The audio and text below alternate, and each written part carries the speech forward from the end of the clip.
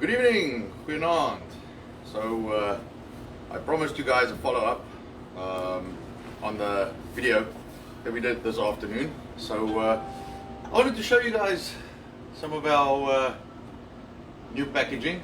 So we got our peach chutneys, we're doing new bottles, nice seals on top. Alright, we've got a nice mango chutney, we've got a tomato and onion relish, we've got our pop, we've got our braai sauce. Products are slowly growing, range are sold out, full stock t-shirts and all kinds of other stuff. So let me show you guys. Walk with me and I'll show you what we are planning on doing. Alright. So here's our floor plan. Let's see if we can get this in the camera or in the focus.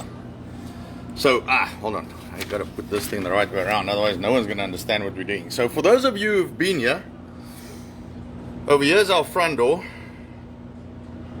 Alright. So over here is our front door. Can you see that? Alright, so this is what the new restaurant layout would have looked like. Alright. We've got our kitchen over here, which has changed a little bit. Bathrooms. We've got a new kitchen here for baking. And then we have a whole retail section here. Alright. And I'm going to show you guys this. So all the displays we have in the front of the shop here, so you saw the signs and stuff.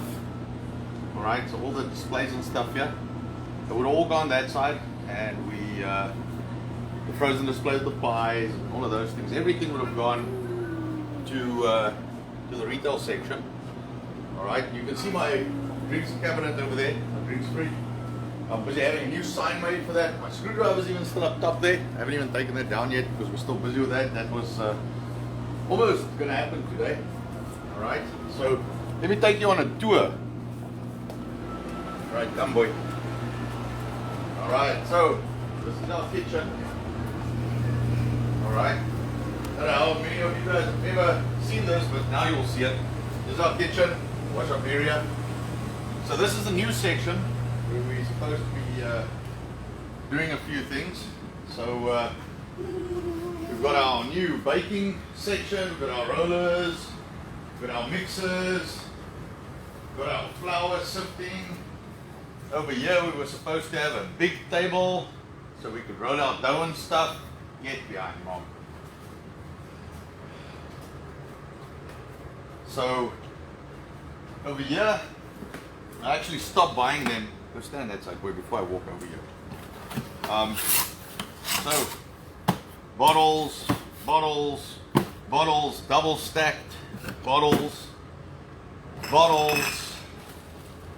seals, lids. No, that's not lids. Here's some of our lids.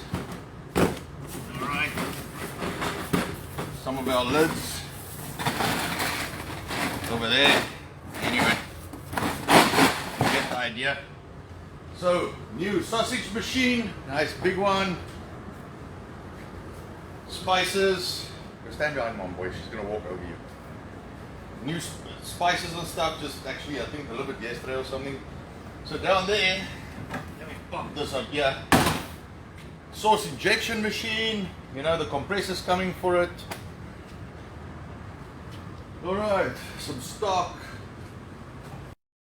This would be here. So this would be on the plan if you guys were watching. This would be the retail area. Alright, we would have gone all the way through that door over there. Alright. And this is what we thought we were going to do. Hey, go stand by mom. Alright, so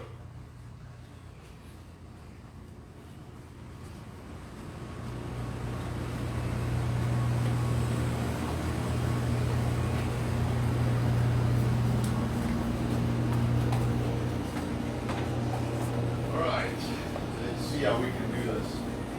See if you put the phone down there. We can focus. Where do you want to put it? Right here. Alright, put it down there.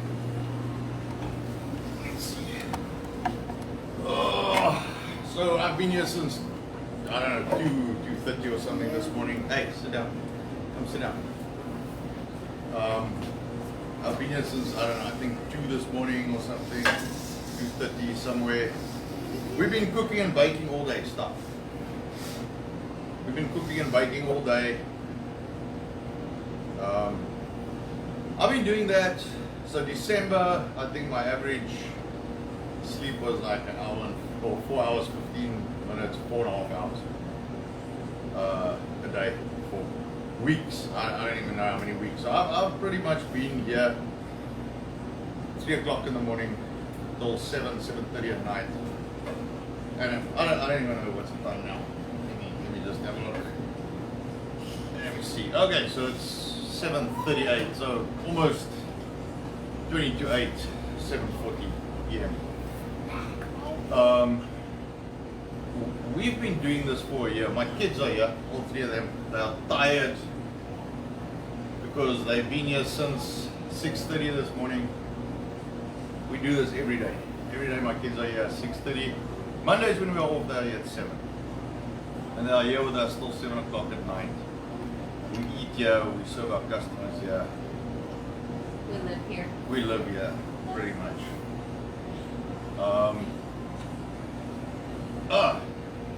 Yes. Before that, let me show you guys something. So, banks don't want to touch restaurants. Sorry, my youngest daughter is trying to attack the camera. She likes playing with stuff she's not supposed to, as 14-month-old kids do. So this is another thing, my kids have massive expectations of them. She's 14 months, he's like 3.5, she's almost 7. And then the public eye 24/7. They gotta be here, they gotta be on the best behavior. Please, sit still. Yes, sit still. No, not now, not now. Everybody, yes, thank you. Everybody has to be on best behavior, gotta set an example. So we've been working and increasing products and expanding and just throwing everything we have at it. And this is what we did during COVID. So this is sales, and I blanked out the figures because I don't think it's relevant what the figures were. So this is, stop, give me a second. No, you cannot. So this was February 2020, and March, April, and May, June, July, August, September, October, November with the elections and the mess that was, December picked up, January down, February a little bit down. So this is revenue, but this is pretty much what we've done for the year, and this little bit here is about to curve back up again. So, if this is where we started, this is where we're starting this year, so you can see where the trend's going. So this is the last year. Now, just keep in mind, banks don't touch us with a 10-foot pole. So we're doing everything we're doing with our own cash flow and out of our cash flow and stuff. This is customers. Now, just so you get an idea, this is actually tickets. So this will be per transaction. So this could represent 1 or 10 people. All right. So we've got around 1,000 a month transactions. And our average ticket is pretty high. We've got some specialist products and stuff like that. So we got it in our brain that we need to expand, because you can kind of see, that on this chart here, and I'm sorry I'm a bit tired if I'm being stupid, but on this chart here, we kind of flattening. We've been flattening for a little bit. We can't expand anymore because the volume. Now you can have it. All right, I'll give you one. You can each play with it. All right. So the volume of the business is driven. No, come on, calm down. The volume of the business is driven by the size of the kitchen of the restaurant. Put it down. Come on. Do me a favor. Let them sit. Yeah, you guys go sit that side. Come on. So go sit that side, please. because you guys are just making mess here. So the volume of the business, can do is driven by the size of the kitchen and the size of the restaurant. I can only have so many people in here, and that will be the limit. So the only way to expand is to increase the size of the restaurant, which we are now in process of doing. So I've been fighting this battle now for months to try and get this done, and we are getting nowhere.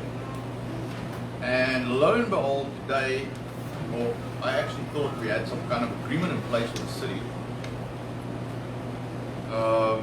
And let me rewind a little bit. So we had the city here. I was under the impression we had an agreement. We had some expansion done.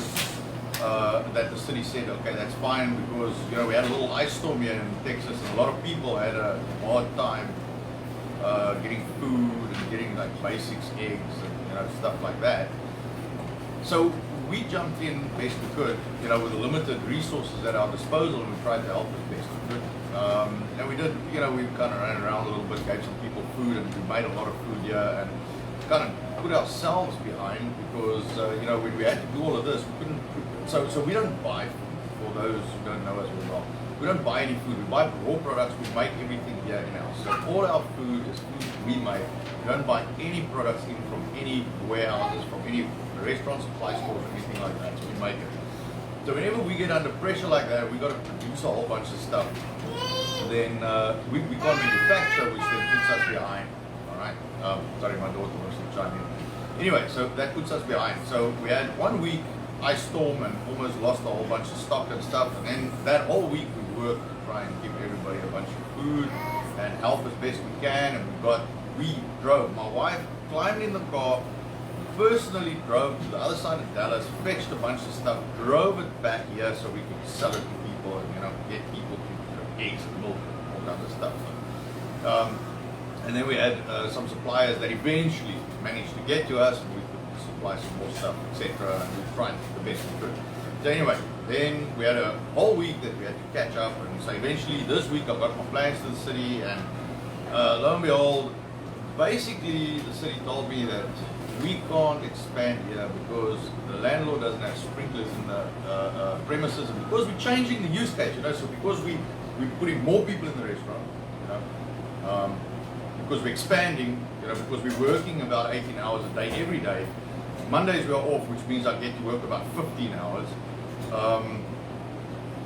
We need, and it's stated like that I need to get a hold of the landlord and the fire marshal, and it's my responsibility pretty much to sort out this sprinkler issue, which is an ordinance that came in October, which I was pretty much told that they can override it if they want to, but they don't want to. So, and this is another challenge which we receive after numerous challenges, from an expansion point of view. Now, I don't know if people know how business works, but I spend my entire day on my feet cooking, baking, and making products people can buy. I don't have time to, go read city ordinances and things like that, because if I have to do that, I can't cook stuff, which means people don't buy stuff from me, because I have nothing to sell if I don't cook it, or if I don't make it, and if I don't manufacture it, if I don't have it there on time and it's not hot and it's not fresh, you get the picture. Anyway, so apparently that's not what I'm supposed to do. I'm supposed to, follow whatever rules the city wants to come up with, and so we are self-sustaining. We don't borrow money. We don't do anything like that. We are self-sustaining. We have open jobs. This through COVID, we didn't close down. We expanded due to hard work and stuff like that. And because of politics and bureaucracy, today will be our last day. We will be open in the city of Verona. We are shutting this place down because I'm tired of dealing with bureaucrats, who use me to strong arm the landlord, all right? And I have to look my kids in the eye because I don't know how I'm going to feed them if I have to, shut down because these guys are not getting their way. So I wanted to personally tell you that Antons will close tonight. and we will not reopen because I cannot deal with this level of absolute, I don't even know what to call it, man. I've worked in Tanzania, I've worked in Kenya, Uganda, Mozambique, Botswana, Zimbabwe, Namibia. I come from South Africa, I was born and raised there. Never seen, in my life, seen stuff like this. My GC, which for those of you who don't, like I had to learn, don't know the terms, that's a general contractor, which is the guy in charge of a job. You guys work everywhere, the whole of Texas, Florida, all over the show. Could not get whatever the issues were worked out with these guys. Now, I'm not saying it's him or them. What I'm saying is he does work everywhere else, and he can't get sorted out with these guys whatever they want. So I don't know, man. But I am not spending another minute sacrificing my health, my family, and my wife for this. This is over. We are not playing this game anymore. I cannot do this. This is not going to fly anymore.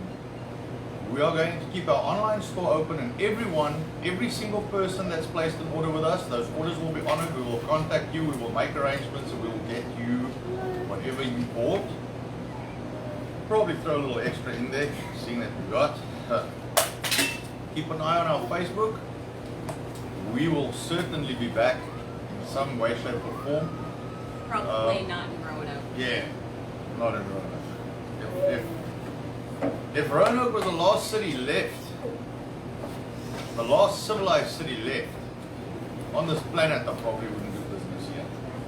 So, you guys have yourself a great evening. I'm gonna go get more than 4 hours sleep tonight. All right.